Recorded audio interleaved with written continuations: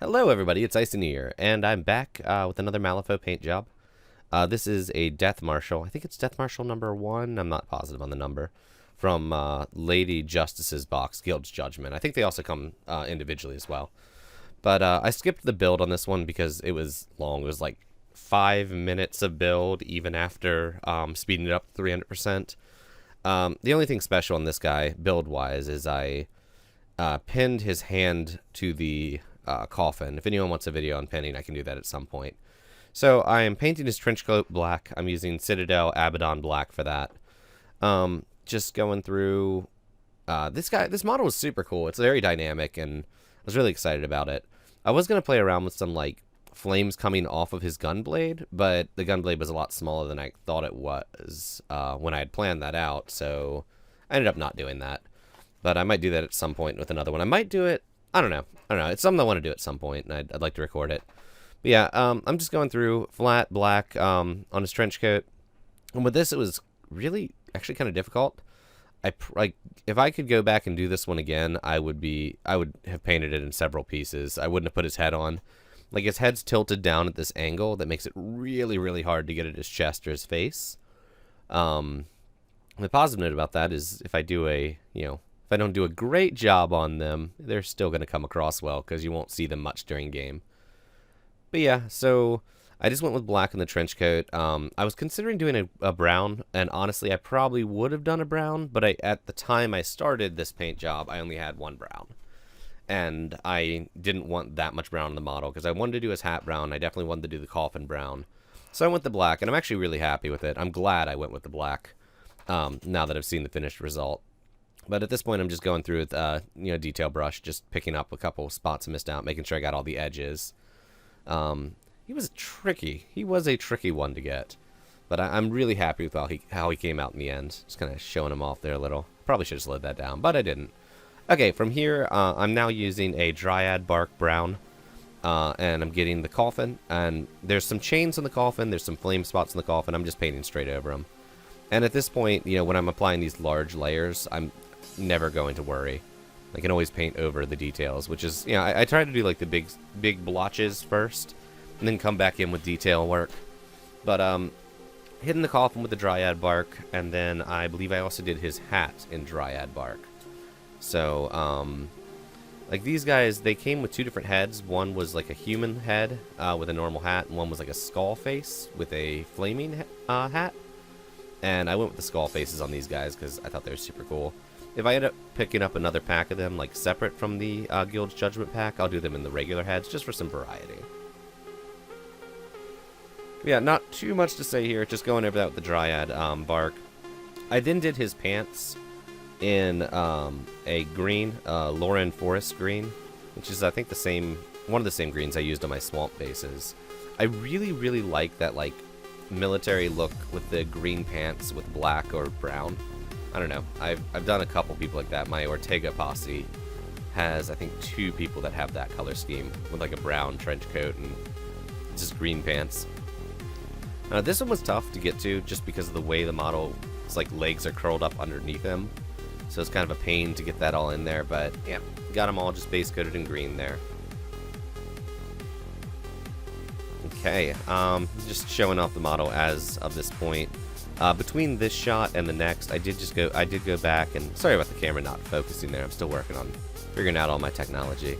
But I went back and I touched up a couple spots on the pants that I had missed. So just applied another coat on it. So moving on from there, this is where the majority of the stuff's going when I do all the detail work. So on the flames, I started with a Templar Guard blue, and all these paints are from Citadel, and just hit up all the flames. There's some around the base of the coffin, there's some on his hat, and then there's some across the sides of the coffin. I missed some of them on the first pass, but I come back to them later. Yeah, at this point, just applying a basic coat of the blue. I was considering using water effects on this, mixing it with a lighter blue and applying another coat over it so you'd have that like translucent look. But honestly, once I finished up the flames, I was so happy with them that I just didn't think it was necessary. So, yeah, not too much more to say at this point. So I'll just chill.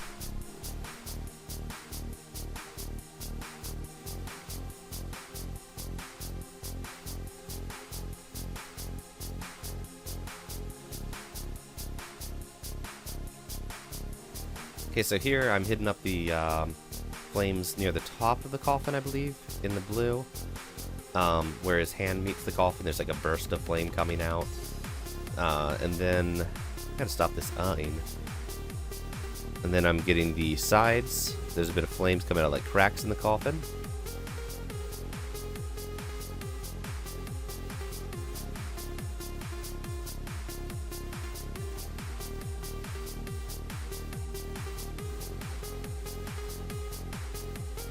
And at this point, I'm not worrying too terribly much about getting the blue paint on the coffin itself.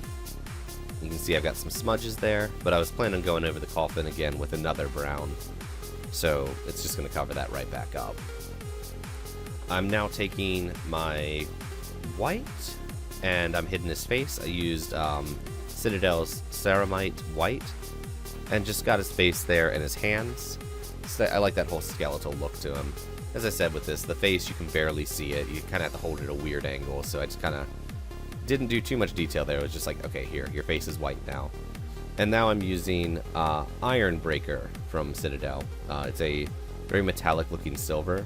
The thing I found with this, it looks super good, but it goes on, like, you have to put several coats. Most of them I think I did on camera. I think I did one coat off camera, because after I finished all these details up, I went back and I was looking at it. I was like, the chains on this hand aren't that defined, so I'm now dry brushing.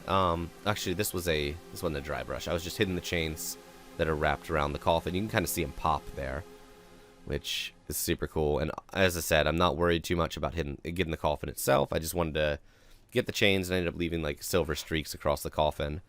And now I'm going back over the coffin in a Mournfang brown. It was almost like a chestnut look to it, and you can see it's much like it's like a chestnut, almost mahogany. There's a bit more red in it, and I thought it looked really good on the coffin. You can just see it just kind of popping. And this is where I'm taking care of, the blue that I've accidentally put on the coffin when I was painting the flames, and cleaning up the silver I left over from the chains. Just going through there.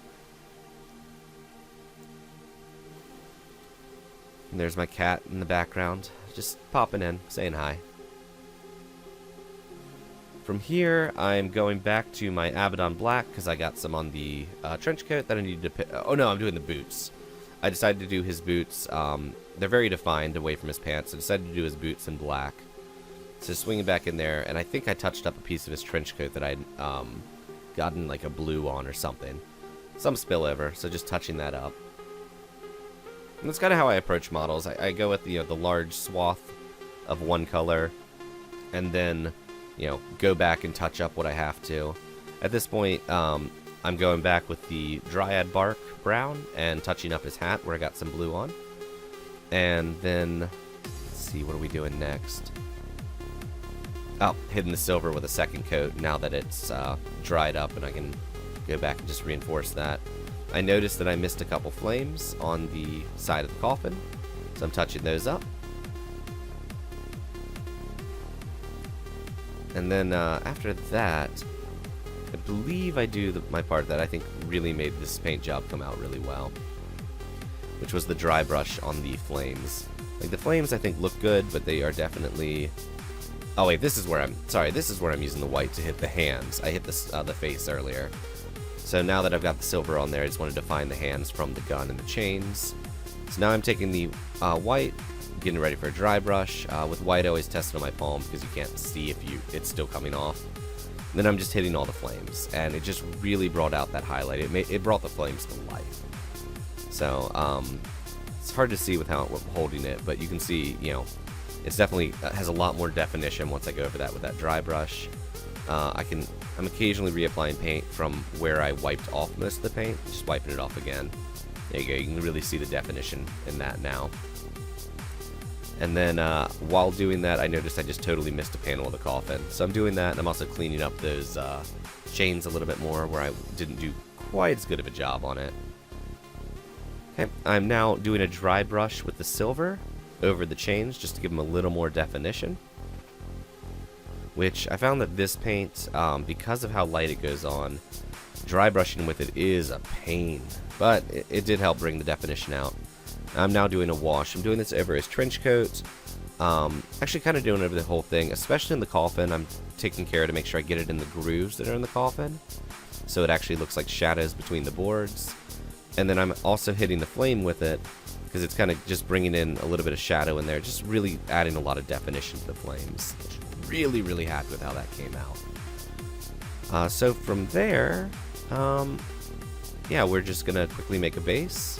Oh wait, I think I'm showing it off first. So here we go. This is a close show off of it. Paint's still wet, so it's still gonna be a little brighter than it will be when it's totally done. And I still can't figure out how to get my camera to focus, apparently.